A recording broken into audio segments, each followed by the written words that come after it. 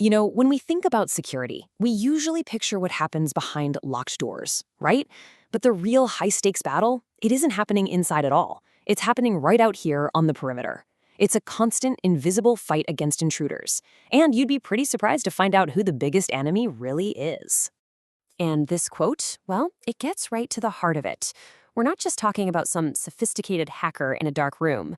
No, the first and most relentless enemy is way simpler. It's the wind rattling a fence, it's rain blurring a camera, a deer just wandering into a sensor's path.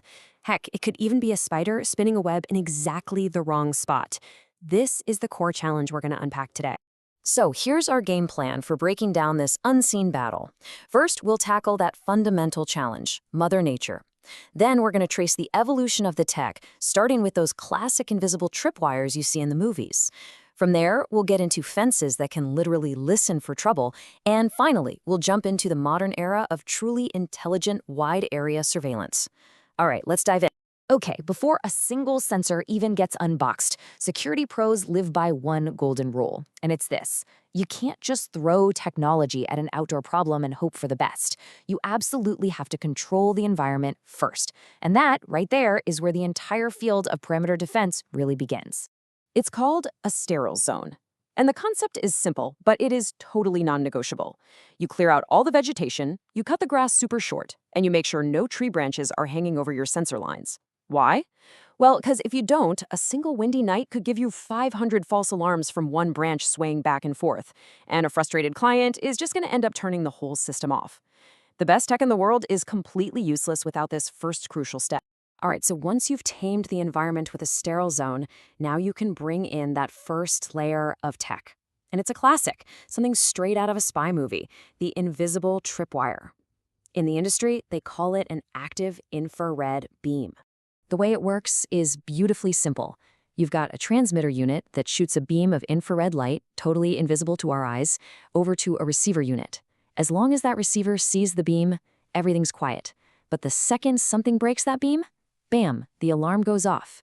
Simple, super effective, and it's been a staple of perimeter security for decades. But of course, the real world is messy. And that brings us to a classic headache in the security world, something they literally call the bird problem. See, if any old object breaking the beam triggers an alarm, then every bird, every falling leaf, every stray cat becomes a huge nuisance. So, how do you solve for that? Well, the solution is just an elegant piece of engineering. Instead of one beam, you stack 4 of them on top of each other. Then you apply what's known as AND logic. The system is programmed to only sound the alarm if, and this is the key part, all 4 beams are broken at the exact same time. A bird? It's too small. It might break 1 beam, maybe 2, but not all 4. A person, on the other hand, they're big enough to break all 4 at once. And just like that, problem solved. Now, beams are great for open spaces, but what about the fence itself? This led to a completely different philosophy. Instead of just watching the space between fences, what if the fence itself could become the sensor? You know, what if you could actually listen for someone trying to cut it or climb it? There are 2 main ways you can make a fence listen. The first is a piezoelectric cable. It's basically a special copper cable full of crystals that create a tiny little voltage spike when the fence shakes. It's cheap, and it works. But the more modern way uses fiber optics. A processor shoots light down a glass fiber, and when a climber bends the fence, that light reflects back differently. And this is where you see a huge real-world advantage. Since fiber is just glass, it is completely immune to lightning strikes, which is a massive problem that can fry entire copper-based systems. Okay, we're about to see a fundamental shift in strategy here. Because for the really high-value targets, I'm talking airports, data centers, power plants, the old methods of just detecting a single line, well, that's just not going to cut it anymore. This has driven a move away from simple line detection to true intelligent area surveillance. And here's the crucial point. A simple alarm that tells a guard, hey, someone's on the north fence line, is almost useless if that fence is a mile long. By the time they get there, the intruder's long gone. For a real response, security teams need actionable intelligence. They need to know what they're dealing with and exactly where it is, and they need to know it instantly. So the first game changer is ground-based radar. And you can think of it exactly like air traffic control, but instead of tracking planes in the sky, it's tracking people and vehicles on the ground. This thing can spot a person from over half a kilometer away, even in total darkness, thick fog, or pouring rain. But its real superpower is that it doesn't just say, hey, something's out there. It gives you the precise X/Y GPS coordinates and continuously tracks the target's movement. The second game changer is the thermal camera. Now, unlike a normal camera that needs light to see, a thermal camera sees heat. And a warm human body just glows like a light bulb against a cool, dark background.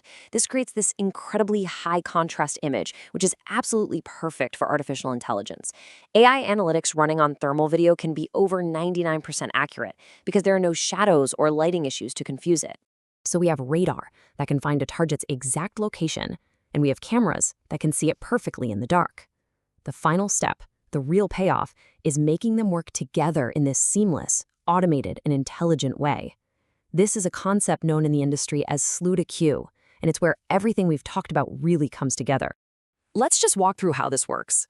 Step 1, the radar detects a target and gets its coordinates. Step 2, it instantly sends those coordinates over to the main video software, the VMS.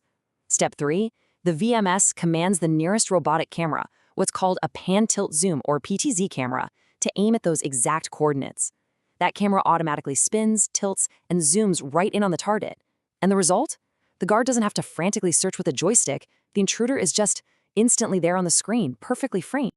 This right here is what our source material calls the ultimate integrator upsell. It really is the pinnacle of perimeter security, where all these individual pieces of technology, the radar, the cameras, the software, they stop being just standalone devices, and they start working together as one single intelligent organism. And that leaves us with a pretty fascinating final thought. We've gone from just clearing grass to building systems that can autonomously find, track, and get eyes on a person from half a kilometer away in pitch blackness. It's an incredible leap in capability. So the question we're left with isn't just what's next for security, but as this level of automated surveillance becomes more and more common, what does that mean for our world?